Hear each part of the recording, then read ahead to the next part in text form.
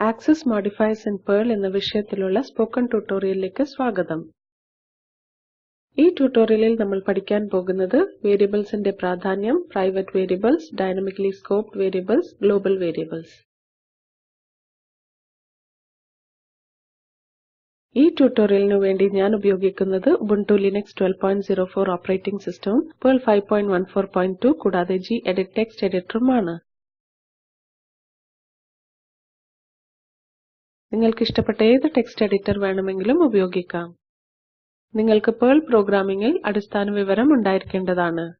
അതില്ലെങ്കിൽ PERLനെ കുറിച്ചുള്ള ഉചിതമായ സ്പോക്കൺ ട്യൂട്ടോറിയൽ കാണുവാൻ സ്പോക്കൺ ട്യൂട്ടോറിയൽ വെബ്സൈറ്റ് സന്ദർശിക്കുക. നമുക്ക് വേരിയബിൾസിന്റെ പ്രാധാന്യത്തെക്കുറിച്ചുള്ള ആമുഖത്തിലേക്ക് കടക്കാം.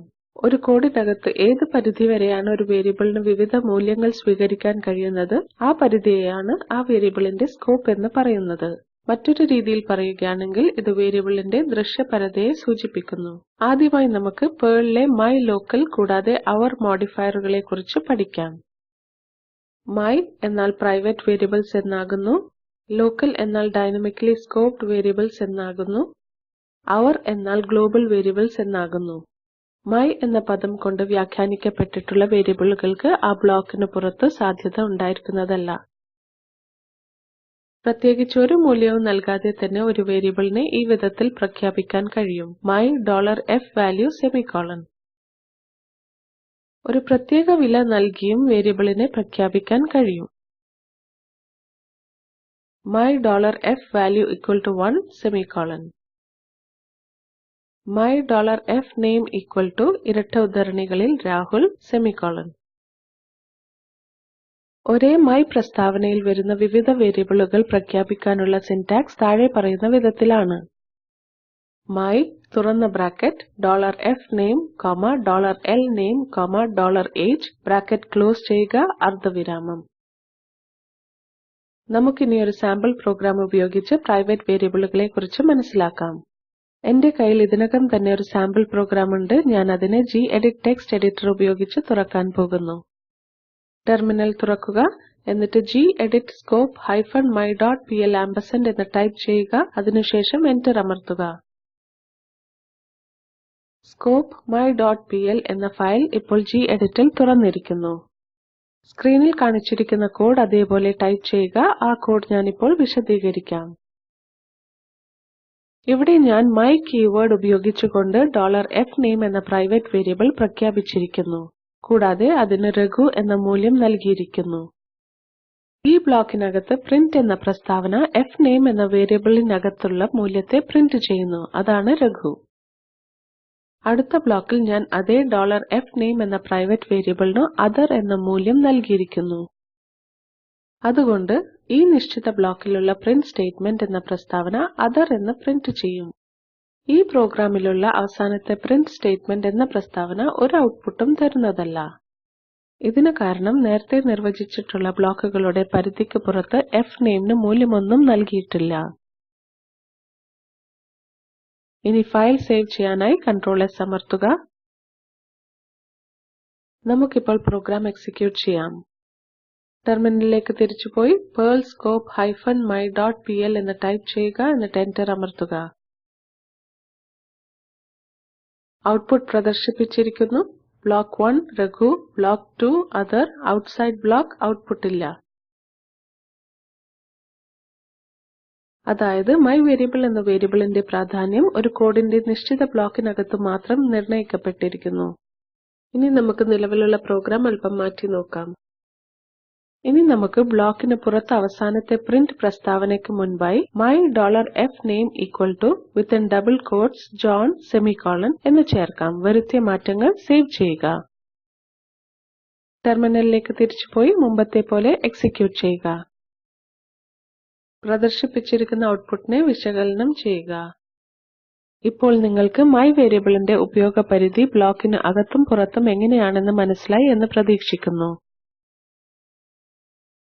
അടുത്തതായി നമ്മൾ കാണാൻ പോകുന്നത് PERLലെ dynamically scoped variable. Local keyword ഒരു ഗ്ലോബൽ വേരിയബിളിന് ഒരു താൽക്കാലിക പരിധി നൽകുന്നു. യഥാർത്ഥ ബ്ലോക്കിൽ നിന്നും വിളിക്കുന്ന ഏതൊരു ഫംഗ്ഷനും ഈ വേരിയബിൾ ദൃശ്യമായിരിക്കും. നിങ്ങൾക്കൊരു ലോക്കൽ വേരിയബിളിനെ ഇങ്ങനെയും പ്രഖ്യാപിക്കാം. Local $f value equal to 100 semicolon, local $f name equal to within double quotes Rakesh semicolon.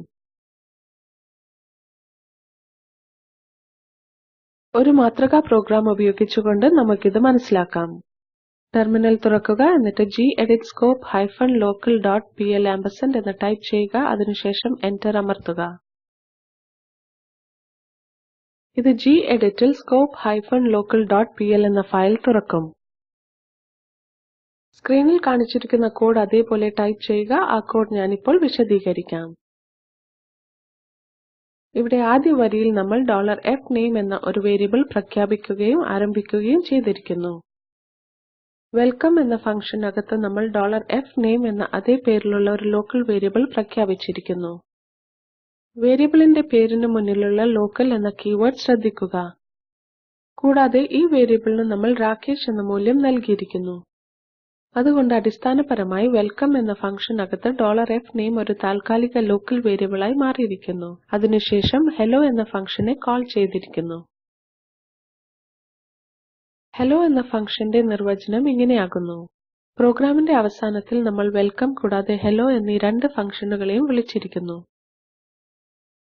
ഇനി ഫയൽ സേവ് ചെയ്യാനായി Ctrl+S അമർത്തുക.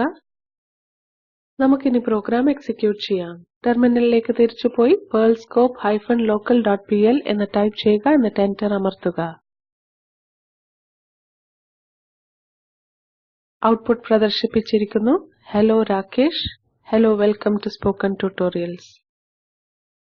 നമുക്കിനി ഔട്ട്പുട്ടിനെ വിശകലനം ചെയ്യാം. ലോക്കൽ വേരിയബിളിന് മൂല്യം നൽകാനായി വെൽക്കം എന്ന ഫംഗ്ഷൻ വിളിക്കുമ്പോൾ hello എന്ന ഫംഗ്ഷൻ അതിനകത്തുണ്ട്.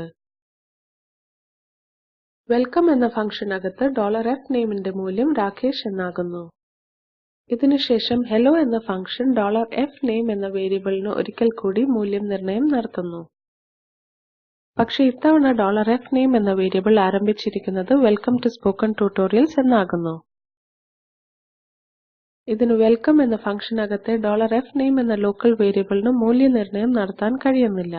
അതിനർത്ഥം വെൽക്കം എന്ന ബ്ലോക്കിന് പുറത്തും ലോക്കൽ വേരിയബിൾ അതിന്റെ സ്കോപ്പ് നിലനിർത്തുന്നു. ഇനി നമുക്ക് Perlലെ ഗ്ലോബൽ വേരിയബിളെക്കുറിച്ച് നോക്കാം. ഒരു ഗ്ലോബൽ വേരിയബിളിനെ പ്രോഗ്രാമിന്റെ എവിടെ വെച്ച് വേണമെങ്കിലും മൂല്യനിർണ്ണയം നടത്താൻ കഴിയും. ഗ്ലോബൽ വേരിയബിൾസുകളെ ഒരു കീവേർഡ് ഉപയോഗിച്ചുകൊണ്ട് പ്രഖ്യാപിച്ചിരിക്കുന്നു. ഇതാ ചില ഉദാഹരണങ്ങൾ. our $f value equal to 100 semicolon, our $fname equal to within double quotes Priya semicolon. ഇനി നമുക്ക് ഗ്ലോബൽ വേരിയബിൾസുകളുടെ പ്രവർത്തന ഉദാഹരണങ്ങളെക്കുറിച്ച് നോക്കാം. ടെർമിനലിലേക്ക് തിരിച്ചുപോയി gedit scope-hour.pl ആമ്പർസാൻഡ് എന്ന് ടൈപ്പ് ചെയ്യുക, എന്നിട്ട് എന്റർ അമർത്തുക. ഇത് geditൽ scope-hour.pl എന്ന ഫയൽ തുറക്കും. ഇനി ഞാൻ എഴുതിയ ഒരു മാതൃകാ പ്രോഗ്രാം വിശദീകരിക്കാം. 100 എന്ന ആരംഭ മൂല്യത്തോടു കൂടി our $i എന്ന ഗ്ലോബൽ വേരിയബിളുകളും പാക്കേജ് മെയിനും പ്രഖ്യാപിച്ചിരിക്കുന്നു. പാക്കേജ് ഫസ്റ്റ് എന്ന പ്രഖ്യാപനം ശ്രദ്ധിക്കുക.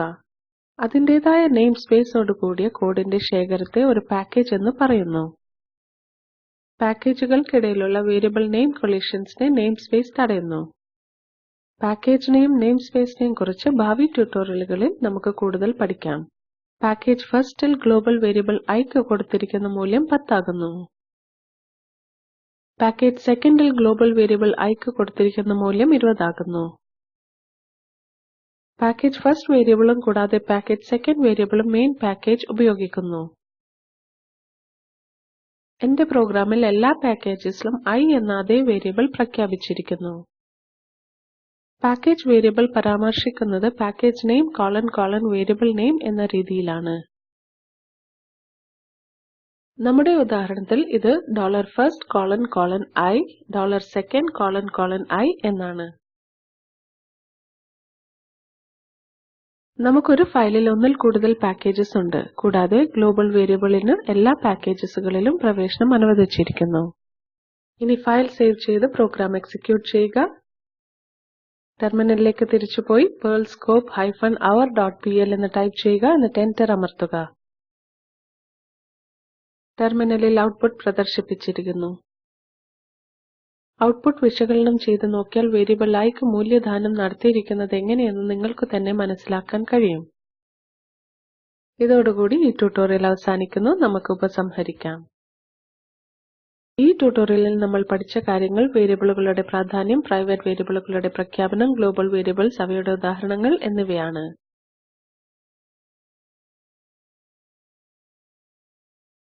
കമ്പൈലേഷൻ വേഗത്തിൽ നടക്കുന്നതിനാൽ ലോക്കൽ എന്നതിനേക്കാൾ my ഉപയോഗിക്കുന്നതാണ് ഉചിതം. ഇവിടെ നിങ്ങൾക്കുള്ള അസൈൻമെന്റ് ഇതാണ്. താഴെയുള്ള അസൈൻമെന്റിന് കോഡ് എഴുതി എക്സിക്യൂട്ട് ചെയ്യുക. ഒരു പാക്കേജിനെ ഫസ്റ്റ് മൊഡ്യൂളായി പ്രഖ്യാപിക്കുക. $age എന്ന ഒരു വേരിയബിളിനെ hour ആയി പ്രഖ്യാപിക്കുകയും അതിന് 42 എന്ന വില നൽകുകയും ചെയ്യുക. വേറൊരു പാക്കേജിനെ സെക്കൻഡ് മൊഡ്യൂളായി പ്രഖ്യാപിക്കുക. $age word എന്ന ഒരു വേരിയബിളിനെ hour ആയി പ്രഖ്യാപിക്കുകയും അതിന് ഇരട്ട ഉദ്ധരണികളിൽ 42 എന്ന വില നൽകുകയും ചെയ്യുക. ഫസ്റ്റ് എന്ന ഒരു സബ്റൂട്ടീൻ പ്രഖ്യാപിക്കുക. ആ സബ്റൂട്ടീനകത്ത് ലോക്കൽ, my എന്നീ കീവേഡ് ഉപയോഗിച്ച് രണ്ട് വേരിയബിളുകളെ പ്രഖ്യാപിക്കുക. ലോക്കൽ $age equal to 52 അർദ്ധവിരാമം. my $age word equal to ഇരട്ട ഉദ്ധരണികളിൽ 52 സെമിക്കോളൻ. റിസൾട്ട് എന്ന പേരിൽ വേറൊരു സബ്റൂട്ടീൻ വിളിക്കുക. $ageന്റെയും $age wordന്റെയും വിലകൾ ഫംഗ്ഷനകത്ത് പ്രിന്റ് ചെയ്യുക. സബ്റൂട്ടീൻ അവസാനിപ്പിക്കുക. റിസൾട്ട് എന്ന സബ്റൂട്ടീൻ പ്രഖ്യാപിക്കുക. $ageന്റെയും $age wordന്റെയും വിലകൾ വീണ്ടും പ്രിന്റ് ചെയ്യുക. സബ്റൂട്ടീൻ അവസാനിപ്പിക്കുക. ഫസ്റ്റ് എന്ന ഫംഗ്ഷൻ വിളിക്കുക. പാക്കേജ് ഫസ്റ്റ്, പാക്കേജ് സെക്കൻഡ് എന്നിവ താഴെ കാണുന്ന രീതിയിൽ പ്രിന്റ് ചെയ്യുക. താഴെ കാണുന്ന ലിങ്കിലുള്ള വീഡിയോ ഈ സ്പോക്കൺ ട്യൂട്ടോറിയൽ പ്രോജക്റ്റ് വിശദീകരിക്കുന്നു. നിങ്ങൾക്കിത് ഡൗൺലോഡ് ചെയ്ത് കാണാവുന്നതാണ്.